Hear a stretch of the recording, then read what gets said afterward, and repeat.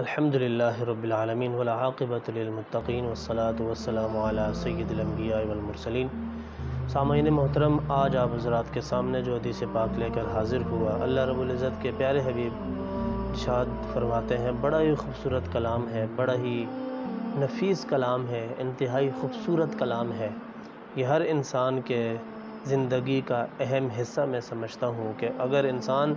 اس پر عمل کر لے تو سب سے بڑی دولت اس کو مل جاتی ہے۔ اور اگر دوسری جو بات ارشاد اللہ کے پیارے حبیب نے ارشاد فرمائی،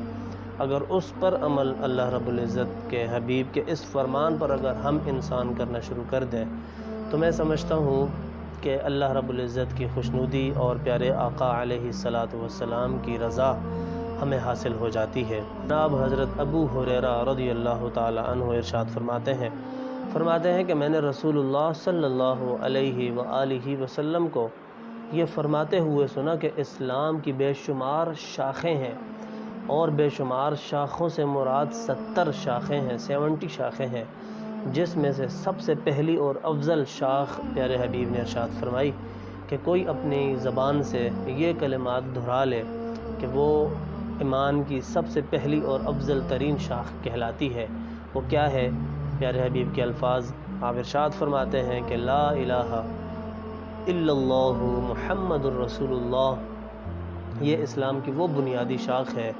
وہ بنیادی افضل ترین شاخ ہے کہ جس کو حاصل کرنے کے بعد یا بولنے کے بعد یا یہ کلمات اپنی زبان سے صادر کرنے کے بعد اللہ کے حبیب فرماتے ہیں کہ اس کو اتنی بڑی دولت نصیب ہو جاتی ہے،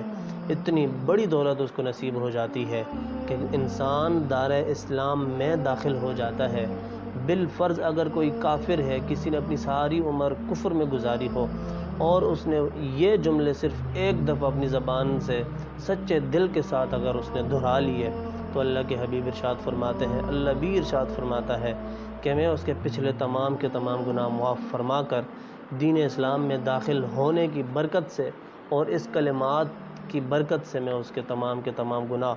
معاف فرما دوں گا۔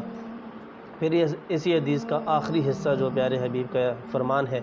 فرماتے ہیں کہ اسلام کی سب سے آخری اور ادنی شاخ یہ ہے کہ اگر کوئی انسان راستے میں جو شارع عام ہو، جس پر لوگوں کا آنا جانا لگا ہوا ہو، چاہے وہ پیدل راستہ ہو، چاہے اگر راستے میں کوئی ایسی چیز پڑی ہوئی ہے کہ جس سے انسان گر سکتا ہے، جس سے انسان کو تکلیف ہو سکتی ہے، چاہے وہ چھوٹا سا کانٹا ہی کیوں نہ ہو یا بڑا سا پتھر ہی کیوں نہ ہو، اگر وہ ہٹا دیتا ہے تو پیارے حبیب ارشاد فرماتے ہیں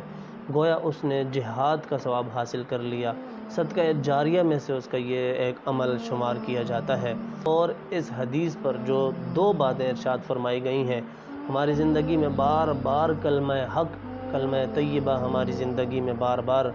ہمیں دہرانا چاہیے، پڑھنا چاہیے، تجدید ایمان ہمیں بار بار کرنا چاہیے۔ اس کے بعد چھوٹی سی ایک سنت ہے، ادا ہے کہ آپ اگر راستے سے جا رہے ہو، کوئی ایسی چیز آپ کی آنکھوں کے سامنے آ جاتی ہے کہ یار اگر میں یہ نہ ہٹاؤں تو کسی دوسرے کو تکلیف ہو سکتی ہے، اگر ہم وہ ہٹا دیتے ہیں، یہ نیکی کر لیتے ہیں